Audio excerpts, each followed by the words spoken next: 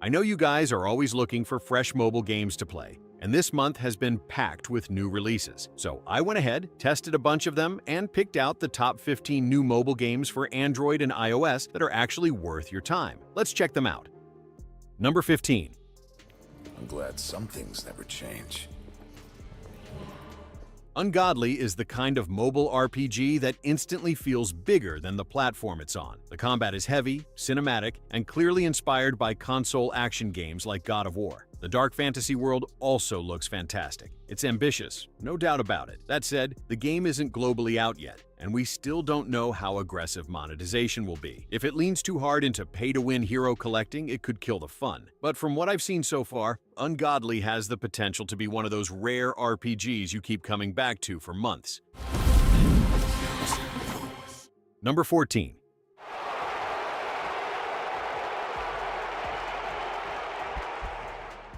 This one is less about what happens on the field and more about everything around it. You start as a kid chasing football dreams and slowly rise through the ranks, making decisions that shape your career. That's what makes it more than just another sports sim. It feels like you're actually living the life of a footballer. The animations can feel stiff, and controls sometimes lack responsiveness. Still, what keeps it interesting is the story, the choices, and that feeling of progression as your career takes off. It's not perfect, but if you've ever dreamed about the grind from streets to stadiums, this game scratches that itch. Number 13.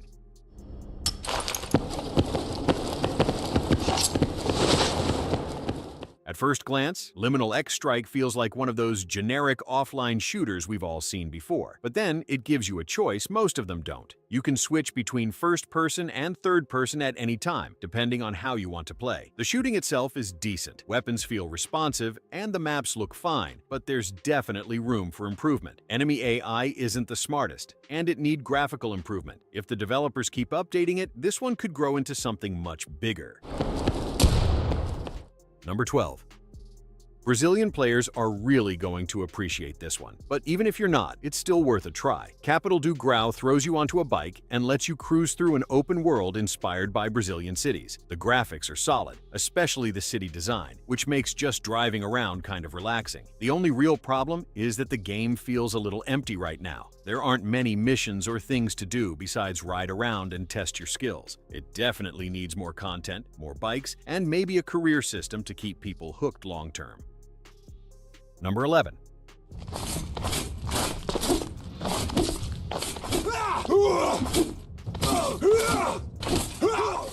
If you've ever played For Honor, you'll feel right at home here. Fight Legends is all about those intense 1 versus 1 duels where every move counts. The combat has weight to it. You're not just tapping buttons, you're reading your opponent, blocking, dodging, and waiting for the right moment to strike. The visuals are another big highlight, with detailed character models and smooth animations that make each battle feel cinematic. What I like most is how personal the fights feel. It's just you and one opponent, no distractions, no chaos, just raw skill. Fight Legends is one of the most satisfying multiplayer fighters on mobile. I highly recommend it.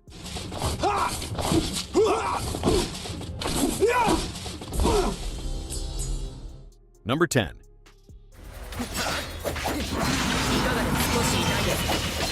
Your Evo-type's HP is low. This one is a side-scrolling platformer, but with that signature BlazBlue flair. You've got flashy combos, fluid movement, and plenty of different characters to experiment with. What I love is how smooth the controls feel. Jumping between platforms, dodging enemies, and chaining attacks together feels almost effortless once you get into the rhythm. The art style is gorgeous too, with vibrant colors and slick animations that make it stand out from other mobile platformers. If you're into stylish action games that don't feel watered down on mobile, this one is definitely worth checking out. Number 9.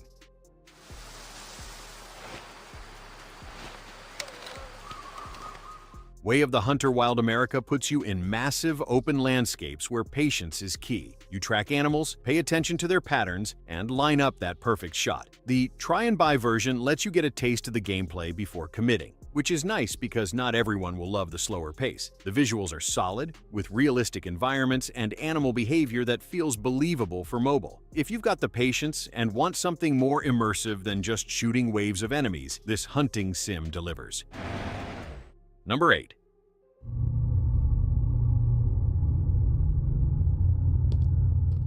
The face horror game stands out immediately because of its interesting main character, an anime-style girl dropped into a horror setting. It feels weird at first, almost like a parody, but then it starts to work. The game leans into creepy environments, unsettling sound design, and jump scares that catch you off guard. It's not the scariest horror game out there, and some players might find the anime angle distracting, but I actually think it makes the game unique. If you want a horror game that doesn't take itself too seriously but still manages to be creepy, this one's worth a try.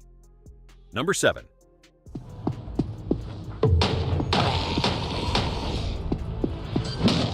Nightmares. Within feels like a mix between a first-person horror story and a survival shooter. The setup is pretty simple. You're stuck in a nightmarish environment and have to push through creepy levels while dealing with enemies along the way. What makes it interesting is that it actually has a story to follow, unlike a lot of mobile horror shooters that are just endless levels of the same thing. The shooting mechanics are fine, nothing groundbreaking, but good enough to get the job done. It's definitely worth checking out if you like your horror games with more structure and story. Number 6.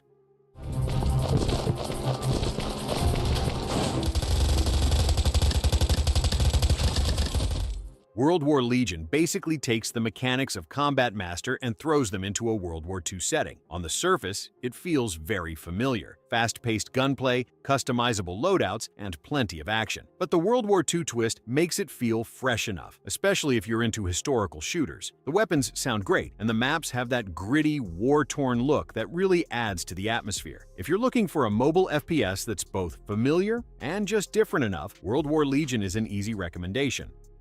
Number 5.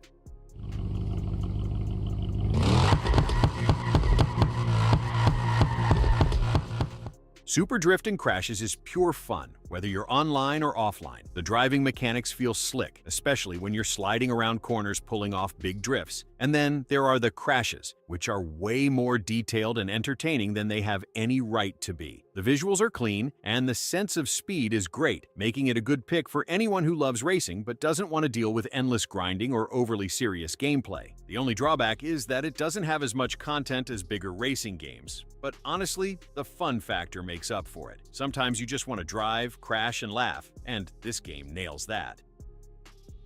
Number 4. If you're craving a GTA-style experience on your phone, Grand Criminal Online is one of the best options right now. You've got open-world exploration, car theft, shootouts, and plenty of missions to keep you busy. The graphics are impressive for mobile, with a lot of detail packed into the environments, and the amount of content available is surprising. The only complaint I have is that controls can feel clunky at times, especially during shootouts, but it's nothing that ruins the overall experience. For a free game trying to capture that GTA feel, it comes really close. Number 3.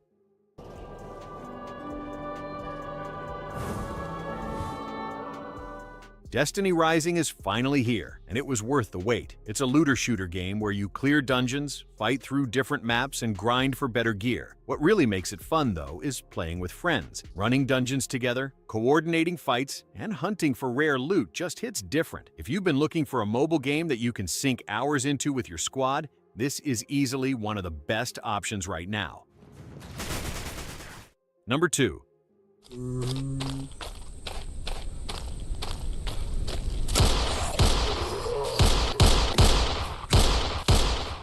This one impressed me right away, especially knowing it's being developed by a solo developer. Dead Kind feels like a survival game straight out of PC. It's gritty, realistic, and unforgiving. The visuals are strong, the environments feel hostile, and you actually have to think about how you're going to survive instead of just running around looting endlessly. It's not perfect yet. Being solo developed means updates take time, and there are occasional bugs, but the foundation is seriously solid. If you're into survival games that make you feel vulnerable and force you to plan every move, this is absolutely one to watch.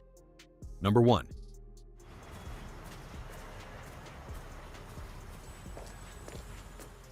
Playing a full Hitman game on mobile almost feels unreal. World of Assassination brings the full stealth sandbox trilogy to iOS, and it's as polished as you'd hope. You're sneaking into lavish mansions, blending into crowds, swapping disguises, and setting up those perfect accidental kills. The missions are just as deep and replayable as on PC or console, giving you tons of freedom to experiment. The downside? It's heavy. You'll need a modern device to run it smoothly, and it is only available for iOS right now. But for what it offers, it's one of the most impressive stealth experiences you can get on mobile. Dahlia, helmet here. Remind me again.